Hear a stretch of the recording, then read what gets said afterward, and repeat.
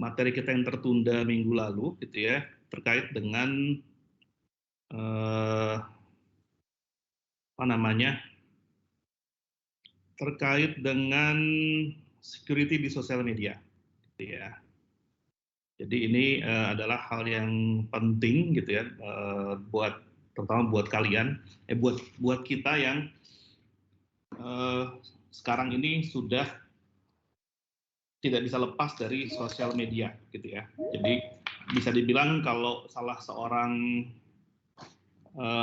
filsuf modern, gitu ya, Jordan Peterson, dia bilang, sorry, bukan Jordan Peterson, Elon Musk dia bilang gitu bahwa sebetulnya sekarang ini kita sudah menjadi cyborg. Cyborg itu yaitu ya cybernetic organism, gitu ya. Artinya apa? Artinya ya sekarang ini handphone itu, mobile phone itu sudah menjadi extension dari tubuh kita. Kita bisa dibilang kita sudah nggak bisa lepas dari mobile phone, ya, dari handphone. Bahkan sebagian hal-hal penting dari hidup kita juga ada di handphone, gitu ya. Saya juga yakin malah sebagian besar dari kita ini yang Muslim, gitu ya, habis sholat itu mostly bukan zikir yang diduluin, gitu, tapi lihat handphone, gitu ya.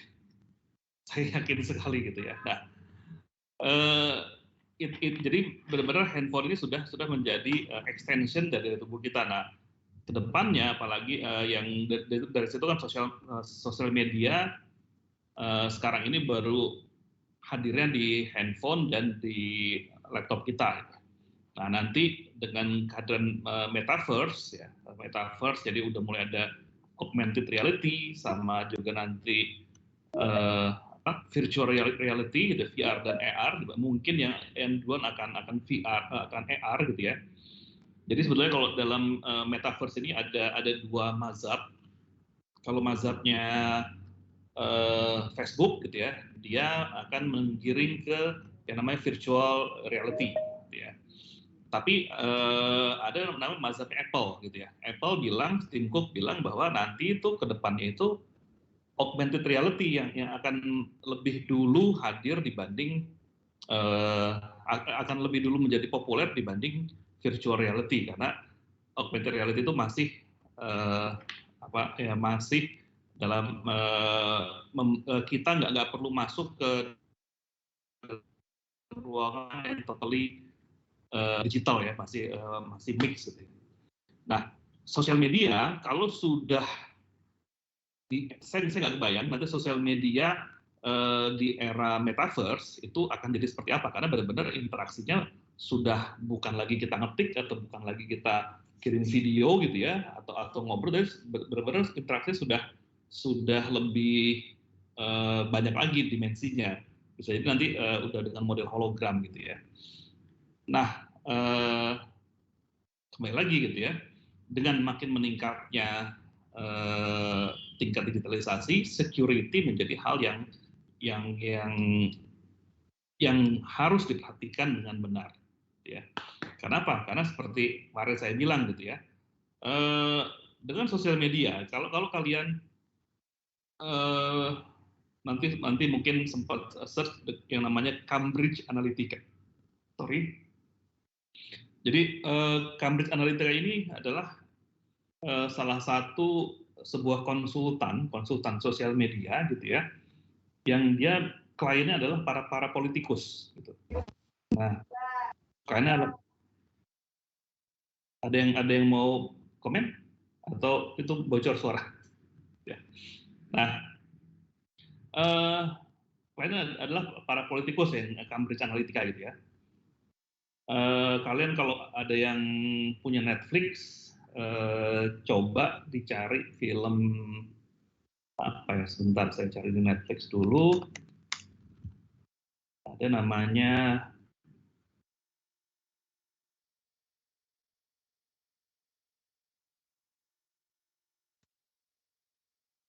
film Great Hack kalau nggak salah.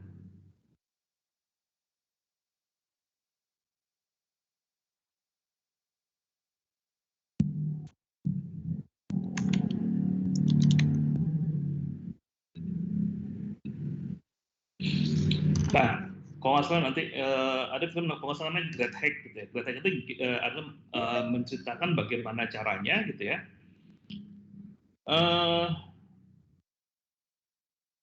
Tadi si Cambridge Analytica tadi gitu ya, dia bisa menggunakan sosial media untuk menggiring publik untuk melakukan pilihan politik tertentu gitu.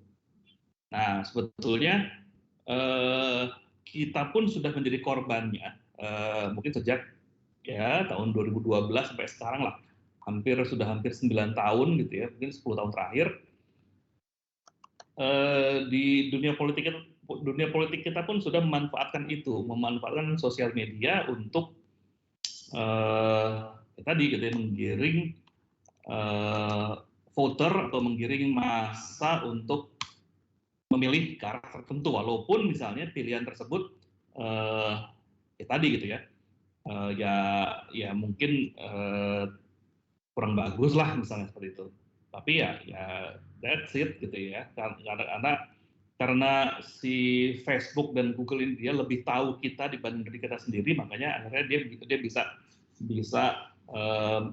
menggiring kita gitu ya, untuk mengambil pilihan tertentu gitu ya.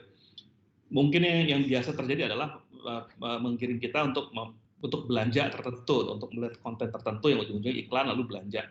Tapi ternyata sama si Cambridge Analytica ini, dia bisa sampai menggiring kita untuk ya tadi gitu ya, mengambil pilihan-pilihan politik tertentu gitu.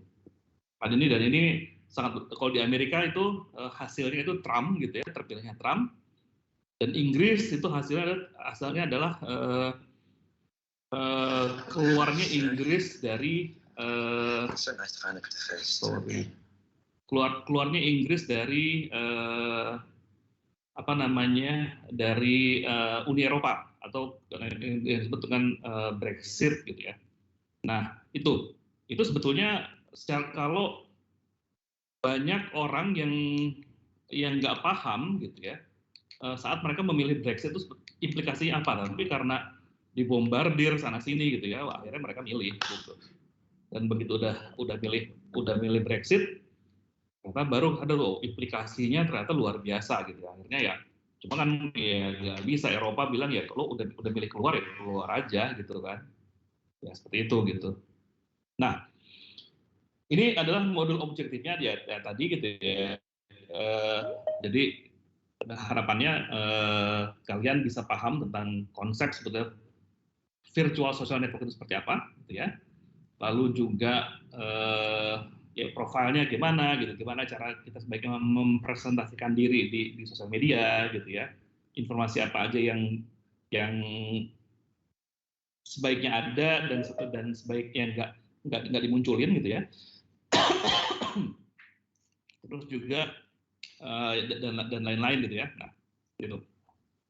Terus juga misalnya terkait dengan ya apa sih resiko-resikonya, terus terkait juga dengan geotagging ini apa aja gitu ya, yang bisa terjadi gitu ya. Lalu juga ya banyak sih gitu ya, ini dia sama juga terkait dengan anak-anak, efeknya sosial media dengan anak-anak, lalu bagaimana mengkonfigur security setting di Facebook dan Twitter gitu ya. Walaupun sayangnya ini karena materi lama, jadi dia belum mengakomodasi sosmed yang populer macam Instagram atau TikTok, tapi basically prinsipnya adalah sama. Oke, seperti ini.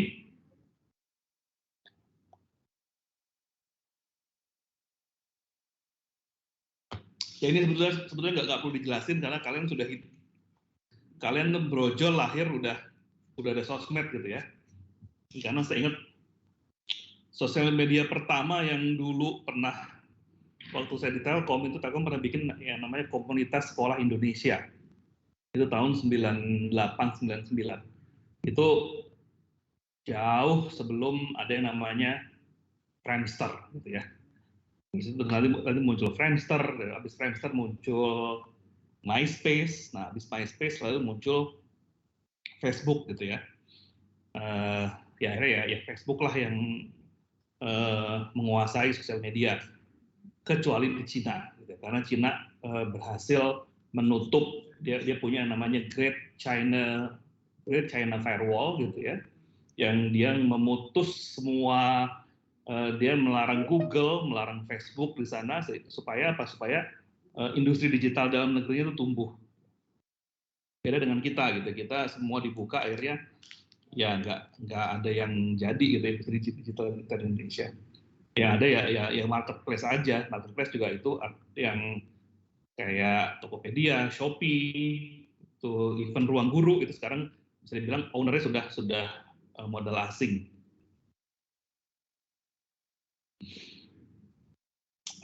Oke, saya lanjutkan. Nah, apa sih profile gitu ya? Nah ini juga ada sejumlah informasi yang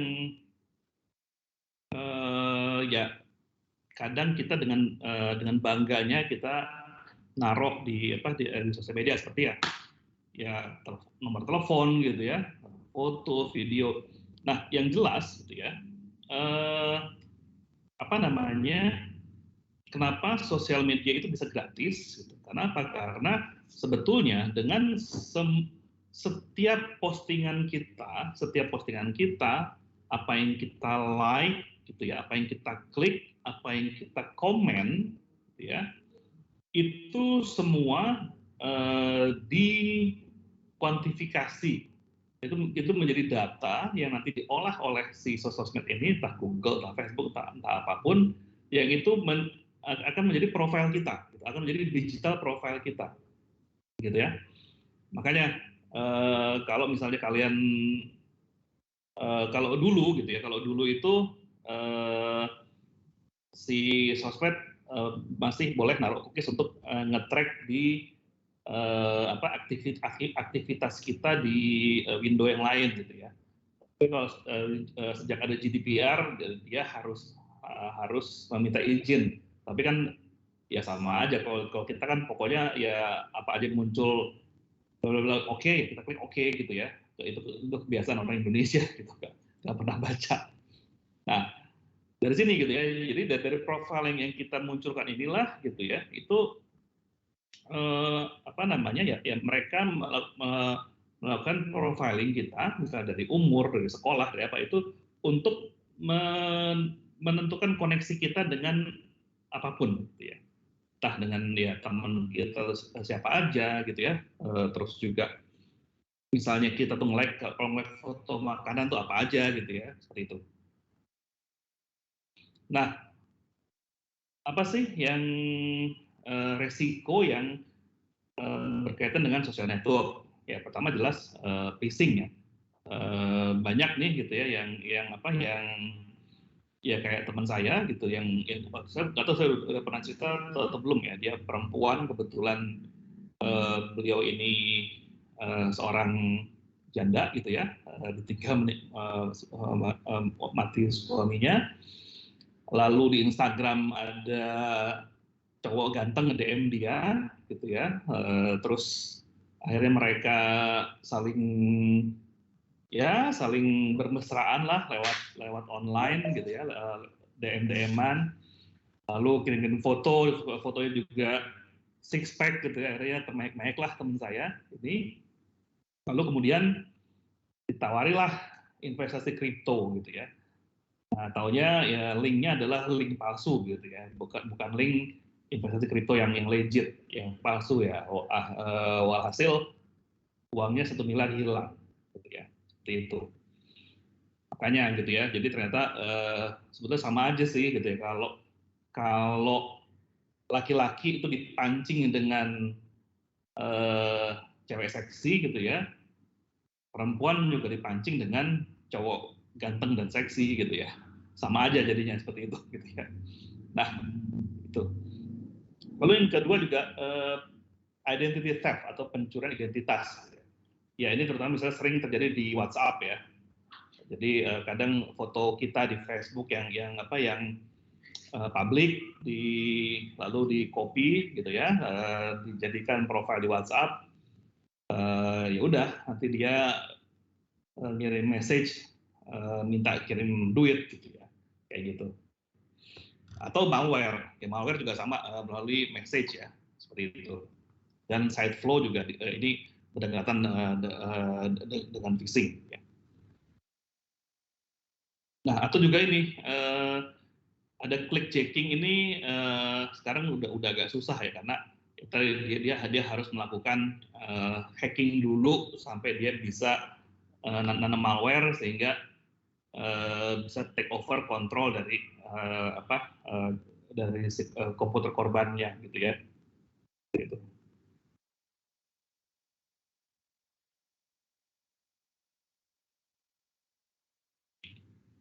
Oke, sebentar ya.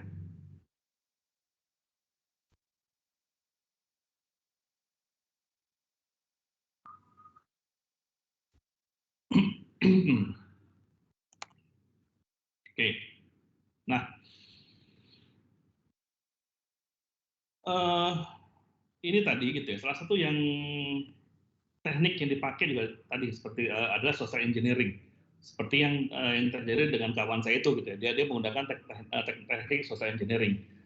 Karena setelah saya track gitu ya, si laki-laki yang mengaku ganteng dan six pack ini adalah ternyata ya orang Cina gitu ya.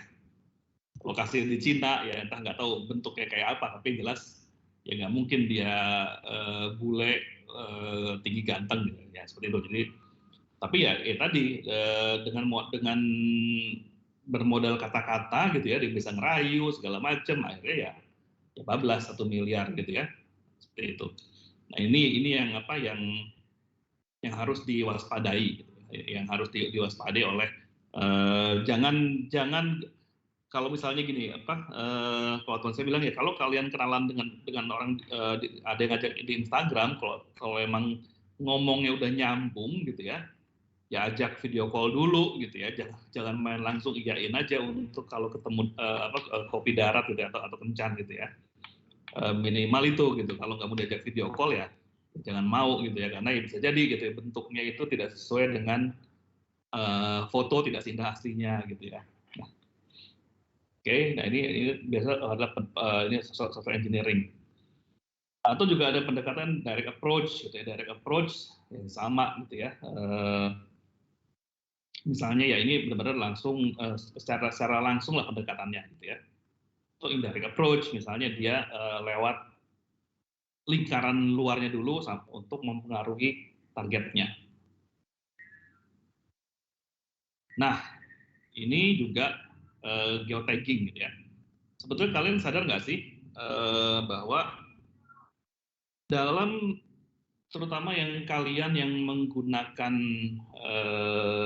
Google gitu ya, Gmail, ya itu by default itu pergerakan kalian itu di apa ya, bukan di mata-mata, itu bisa dilihat oleh Google gitu ya. Kalau terutama apalagi kalau Android ya, kalau Android nanti saya kasih lihat gimana caranya. Mungkin kalian juga bisa sambil lihat nanti gitu ya, sebetulnya seberapa banyak sih gitu ya Google itu mengetahui tentang diri kalian. Nah ini juga tentang geotagging. Geotagging ini kan sekarang hampir semua device yang handphone terutama itu ada GPS-nya. Nah setiap foto yang kita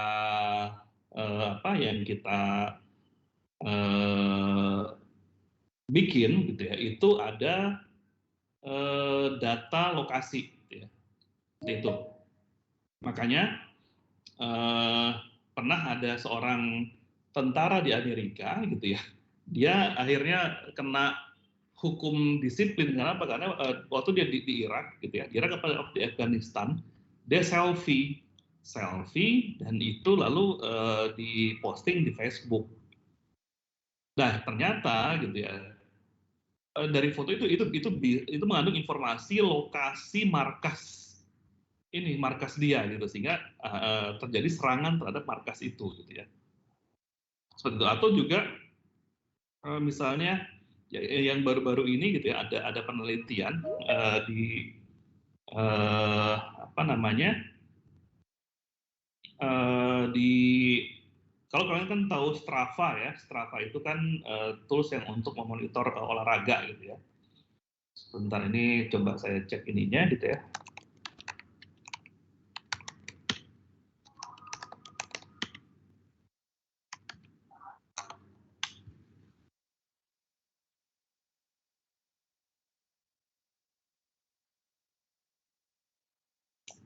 Ini saya coba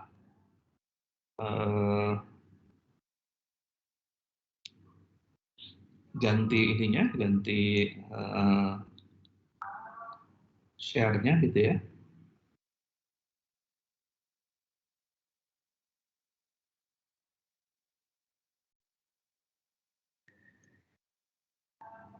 Nah, ini gitu ya.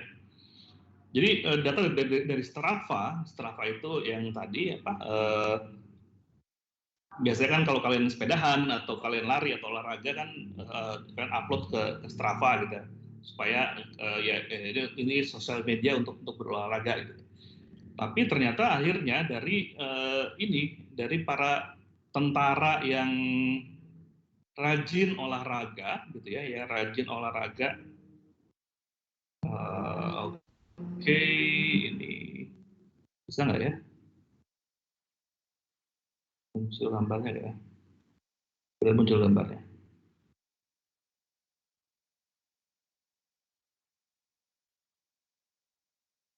Nah, seperti ini nih jadinya gitu ya. Dia memunculkan gitu. Ini lokasi gitu ya, peta lokasi di mana markas militer yang itu sudah ditutup sama Google padahal gitu, tapi gara-gara si Strava muncul nih gitu ya. Tuh seperti itu.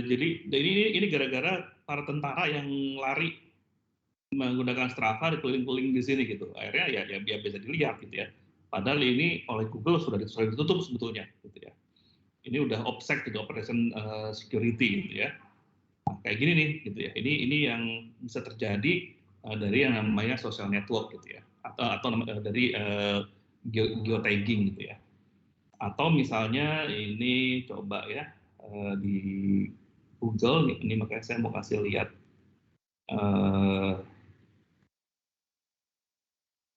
nah ini yang harus kalian cek gitu. Mungkin kalian bisa cek sekarang misalnya di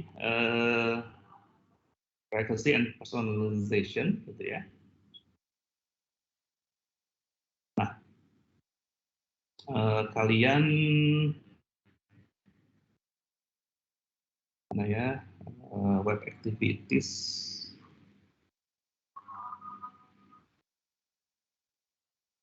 Nih, biasanya location sharing ini gitu ya. Ini kalau saya sih saya nggak share tapi mostly itu kalian melakukan share ini gitu ya. Sebentar. Web activities mana ya?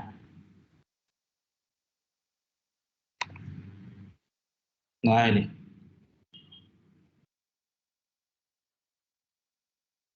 Nah ini gitu ya. Kalau kalian ada web and activities, kalau settingan kalian ini masih on gitu ya. Kalau saya ini kan off statusnya.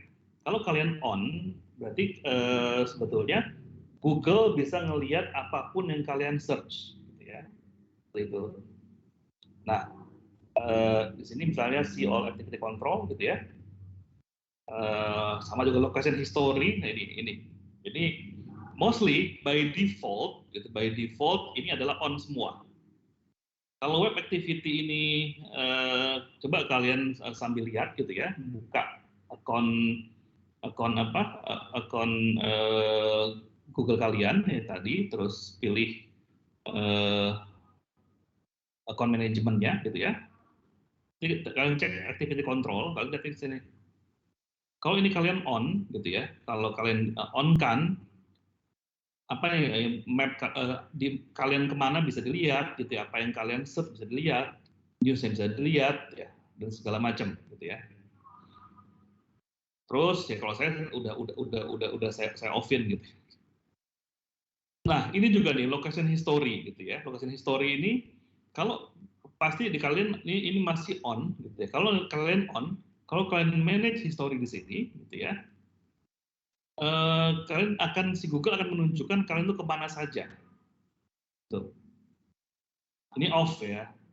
Jadi kalau misalnya on, nanti kalian coba lihat sebelum kalian hapus, kalian lihat tuh tahun berapa, misalnya 2018 bulan apa gitu ya, kalian tuh ada di mana. 2017 gitu ya. Bulan Juli, bulan Mei, hari 17. Terus si Google bisa nunjukin kalian tuh ada di mana. Ya, ini ngeri nggak gitu ya, kayak gini-gini. Jadi dia tuh tahu kenapa dia tuh bisa gratis karena dia punya data seperti ini. Dia punya data.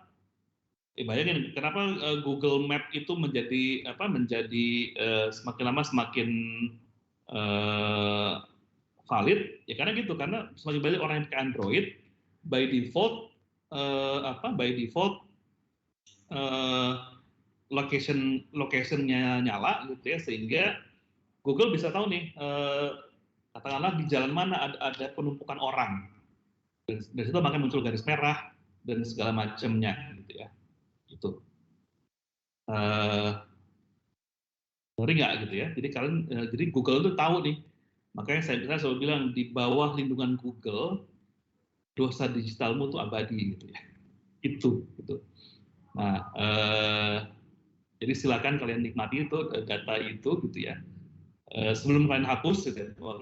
Kalian turn off lalu hapus historinya karena ya pasti dia tahu gitu kita tuh seringnya kemana gitu ya kenapa juga misalnya si apa namanya si Gojek gitu ya para investor besar tuh mau mau membayar mahal saham Gojek. Kenapa? Karena bayangin gitu ya, Gojek punya data orang kemana aja, belanjanya berapa, apa yang dia suka makanannya gitu ya, terus hari apa aja dia belanja, and so on gitu ya. Bayangin data kayak gitu kan itu kalau diolah bisa luar biasa sekali gitu ya. Nah, itu gitu. Nah, jadi kenapa akhirnya mereka itu gratis ya? Karena kita ngasih data ke mereka setiap saat. Gitu. Itu dari geotagging aja gitu ya. Nah, ini contohnya ya gimana caranya disable geotagging di Android ya. Kalian tinggal cari aja tuh di Android di setting misalnya ya locationnya di off kan ya. Saya mostly location memang lagi saya butuhkan misalnya untuk Google Map baru saya aktifkan locationnya. Gitu ya. Karena kalau location yang nggak di off kan ya mereka akan tahu gitu ya kita berada di mana. Sama di iOS juga ada general nanti ada privacy lalu dari privacy itu nanti akan ada location service. Gitu. Malah di iPhone gitu itu kalau misalnya location service kita hidup itu iPhone tuh bisa ngerekam tadi gitu ya favorit lokasi kita tuh di mana lokasi yang sering kita datangi itu kemana aja gitu. Itu ada. Oke, sama Instagram hampir di semua pokoknya lokasi geotagging ini sesuatu yang harus kalian waspadai gitu ya karena ya tadi gitu dia bisa sangat-sangat memberitahu kalian ada posisi di mana.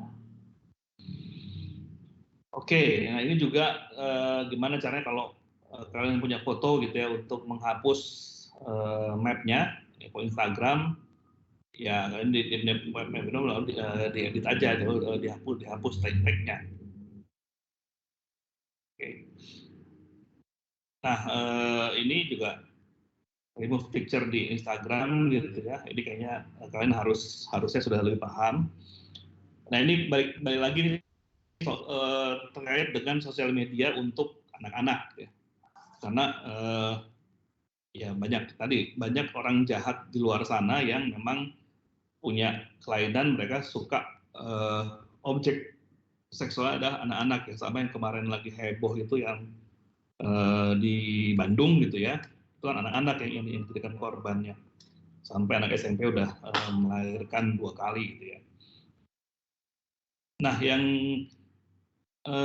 ini juga jadi sosial media kalau kalian punya adik kecil juga harus diwaspadai. Ini tentang Facebook kan harus udah nggak perlu diajarin lagi soal Facebook gitu ya, nanti bisa di apa namanya bisa dilihat settingnya. Itu intinya adalah ya intinya adalah gitu. Memang kita sebaiknya menggunakan nama asli, cuma informasi yang lain ya sebaiknya ya kalian tidak perlu terlalu ya kayak kemarin gitu, kayak kira-kira beberapa bulan lalu gitu itu ada game atau ada misalnya bukan kayak model quiz lah gitu ya di Twitter ada challenge ayo challenge sebutkan nama kamu, nama ibu kandung kamu gitu ya. Itu kan sama aja. Itu kalau kita nyebut nama ibu kandung kita, artinya ya kita bisa membuat orang lain tahu, ya kayak yang tahu nama kita, udah tahu nama ibu kandung, gitu. Ntar dia tahu nomor rekening kalian, ya dia bisa ngejebol nomor rekening gitu ya, bisa ngejebol rekening, bisa ngejebol handphone dan segala macam gitu ya. Intinya tadi gitu, berhati-hatilah untuk sharing hal-hal yang bersifat pribadi di sosial media. Ini kalau di Facebook ini kalian juga harusnya lebih ini bagaimana hide email gitu ya, kalian juga setting kalian pilih termasuk status, misalnya kalau status apakah itu publik atau dia hanya untuk kalangan tertentu gitu, itu juga harus kalian pilih gitu ya.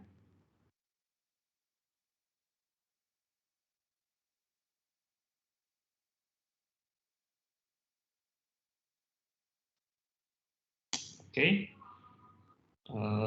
Sorry. Change password kan harusnya sudah paham gitu ya. Nah, di security setting ini juga di timeline and tagging gitu ya. Ini menjadi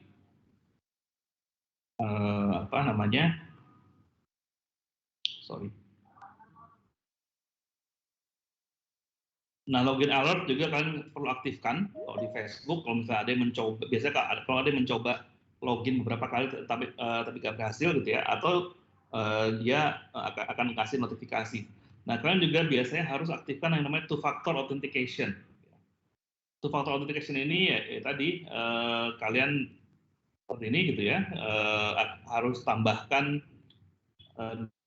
bisa handphone atau kayak semacam Google Authenticator atau Microsoft Authenticator, sehingga tidak cukup hanya username and password gitu ya, tapi juga nanti ada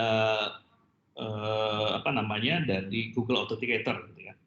Sama kalau misalnya saya punya rekening di toko kripto misalnya, kalau saya mau transfer kripto saya, itu 3 itu yang ininya apa security-nya. Jadi ada email, ada handphone, ada authenticator. Jadi untuk mengamankan rekening saya gitu ya, saya set ada 3 pengaman. Ini kayaknya bisa di skip aja gitu, tapi intinya seperti itu gitu ya.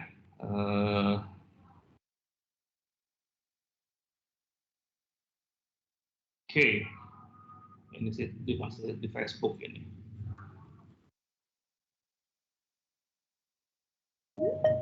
Ini bisa di skip. Ini juga sama nih, kalian bisa set siapa aja yang bisa komen gitu ya di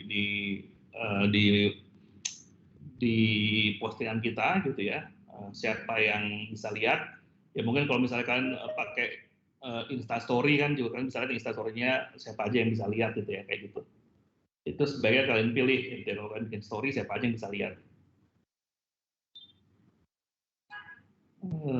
Sorry.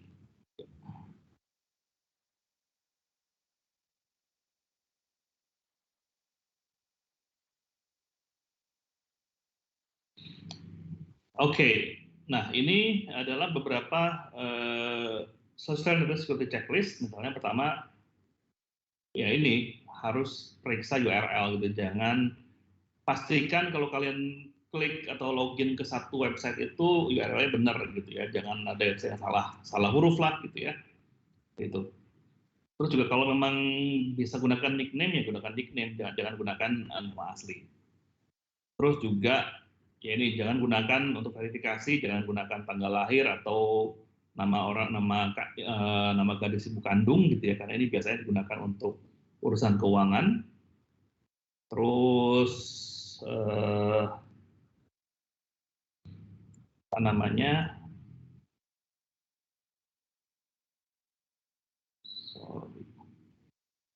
Ya. Lalu juga yang penting kalian ganti password reguler 3 bulan atau per 6 bulan, dan kalau saya password minimal sekarang 12 karakter ya, bukan 8 lagi gitu ya. Seperti itu. Dan sebaiknya juga kalau panjang itu pilih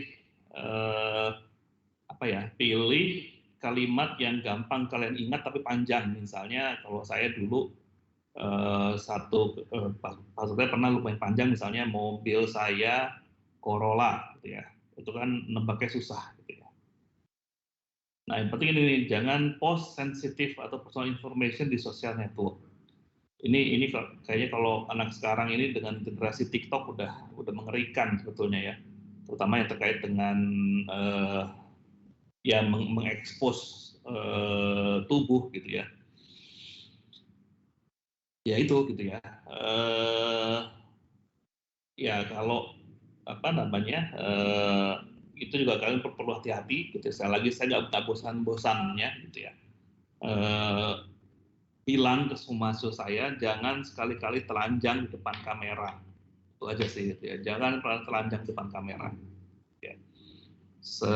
Apalagi kalau terus di posting kalian kirim di WA gitu ya, itu karena kalian nggak tahu tuh lawan kalian itu, even misalnya pacar kalian itu nge-forward WA-nya gimana, atau misalnya katakanlah yang banyak terjadi adalah kayak gitu kan, begitu handphone error lalu di servis ke tukang servis ya kan, datanya di backup ya, tukang servis punyalah data kalian. Kan sempat ada tuh satu tweet di Twitter yang isinya adalah para tukang servis HP gitu ya, terus mereka bercerita apa aja yang mereka temukan dari hasil backupan handphone yang diservis gitu ya, ajaib-ajaib gitu ya, terutama ya foto-fotonya, dan ternyata ya banyak sekali yang menyimpan foto itu gitu ya, gitu. Nah, jadi menurut saya sih ya itu jangan sekali-kali berfoto telanjang di depan kamera, ini mau laki mau perempuan gitu ya, sama aja gitu ya. Nah, ya sekali tersebar ya wassalam. Oke, ini juga only accept friend and from request dari orang yang kalian tahu gitu. Terus juga ya hati-hatilah gitu ya. Kalau sekarang prinsipnya adalah jangan percaya apapun yang ada di sosial media. Itu prinsipnya gitu ya. Sampai kalian bisa melakukan verifikasi secara valid.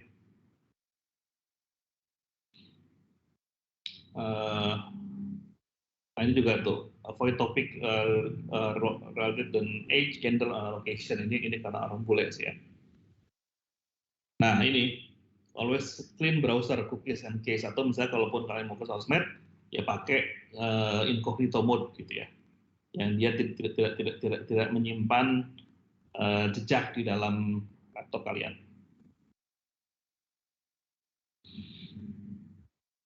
Oke, sampai sini ada pertanyaan?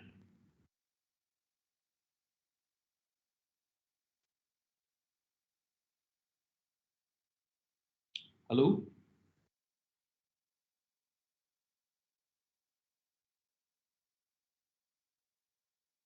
Tes. Oke, gimana?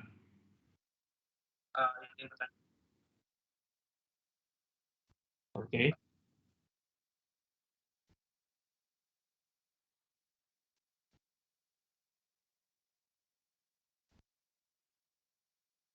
Hmm.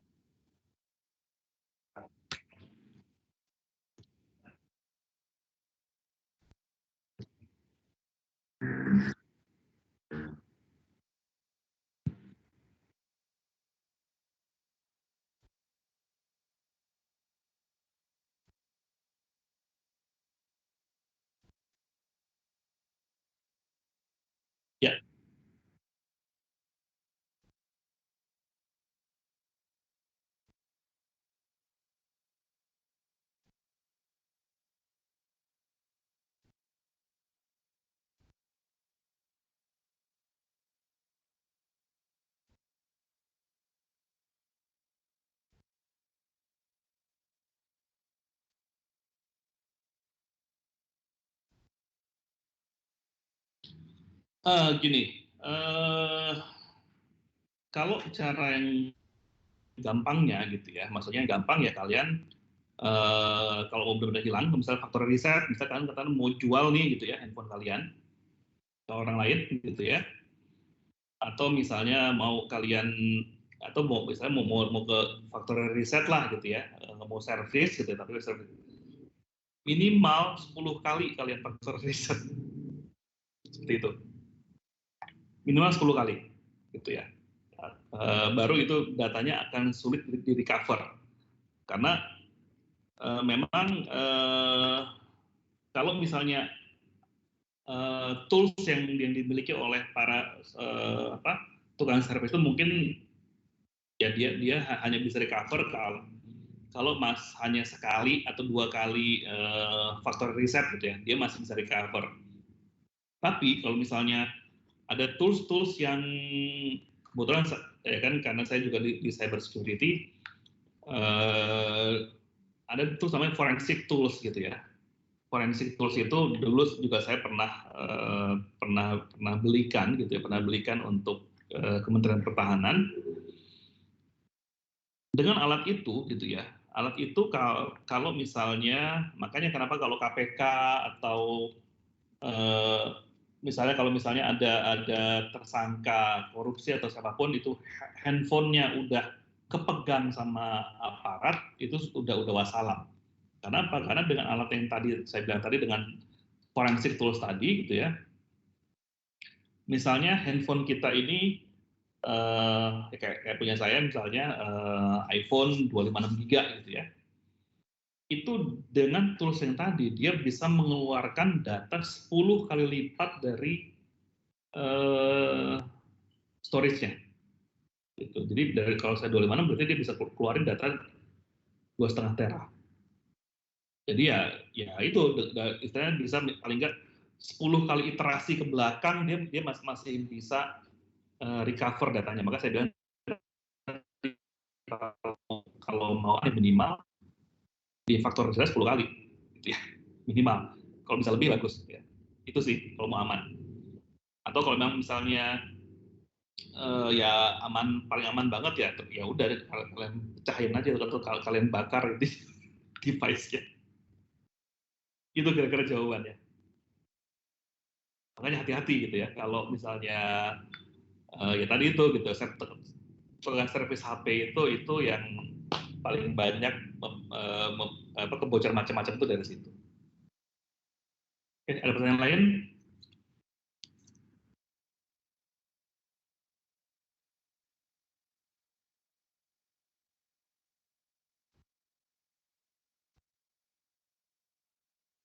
Halo?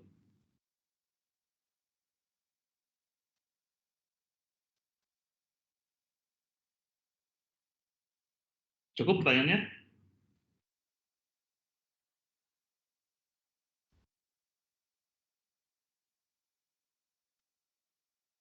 Oke. Kalau memang nggak ada pertanyaan lagi, saya cukupkan sampai di sini gitu ya kuliah kita hari ini. Kalian libur akhir tahun ada libur nggak ya?